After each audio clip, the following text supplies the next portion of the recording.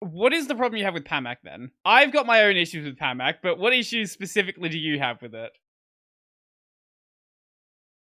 Well, actually, myself personally, no issues. Okay. Absolutely, I prefer it to anything else. The only time I suffered issues was when they started having key issues with Arch. Yeah. Not Arco. Arco, I removed the repositories for that reason because it introduced, and I don't agree with signing packages. People come at me and they tell me, why don't you sign your packages? People are not going to trust the packages coming from your repo. I tell them, do even users coming from Windows know what signed packages mean? They don't. So I don't sign my packages, so I don't have any issues with keys unless it comes from Arch. But with Arco, since Arco is also a hobby distro, if you want,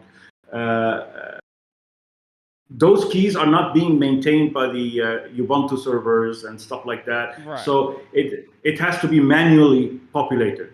So during the installation of Arco Linux, there's a step that says populate Arco Linux.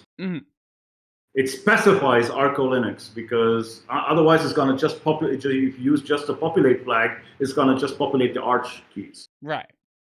So, and it's not doing it well enough. It's timing out, it's throwing errors. And so that's why I opted to use only my own repositories. I even built a custom TKG version of the NVIDIA drivers.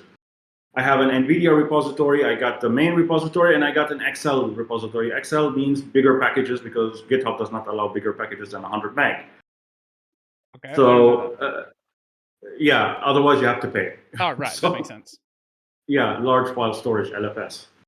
So I maintain my own repositories for that reason. I don't sign them. I don't want to deal with keys. Pamac has a big issue with keys. As soon as there's one key that's not there, it just crashes the whole install, or it crashes, or it hangs the daemon, and the daemon gets stuck. You have to reboot the system to get it back. But that's the only time I had an issue with Pamac. Otherwise, it was a good experience. I love Pamac because when you double-click a package, it takes it over and it asks you, do you want to install that package? I love that about Pamac. It doesn't happen with any other package manager. So they did it right. It works.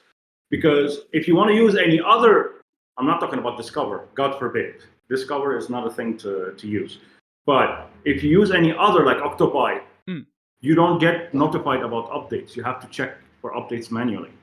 Same goes with everything except Bau. Bau is written in Python, and Bau uses cron to check at a certain interval you set in the settings for updates.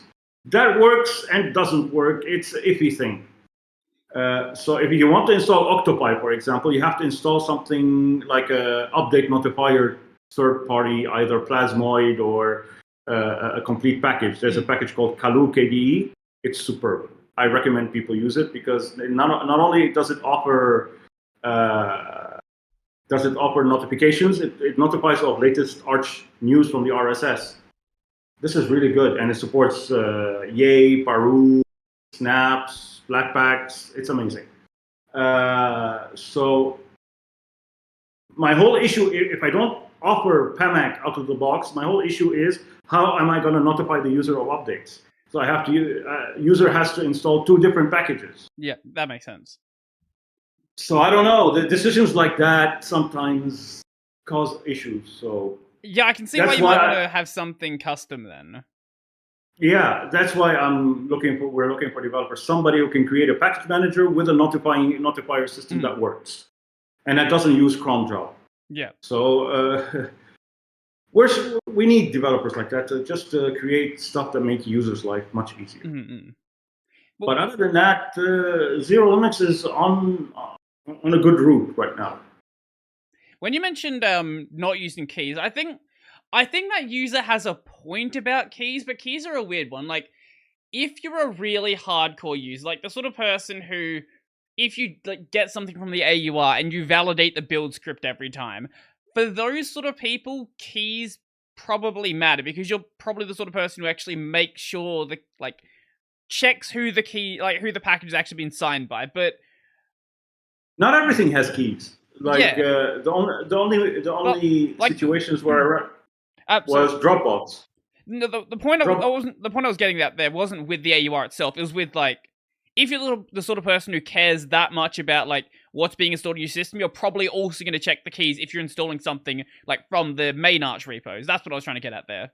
Like the only time I even remember that keys exist and everything's been signed is when my keys are out of date. Yeah.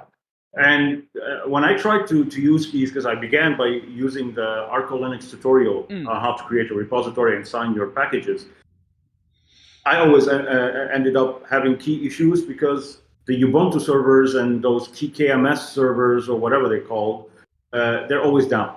Or either that or they don't maintain your keys. After installing fresh, you have to reinitialize the GPG key server and get your keys in and whatever. It's an unnecessary headache. I prefer not to have keys. If people want to agree with that, they're free to use Xero Linux. If they don't agree with that, they can go to a distro that uses that signs their packages. I'm not forcing anyone to use Xero Linux. Those are the ways I do stuff. It's up to you if you agree or disagree. It's a decision. It's a choice thing.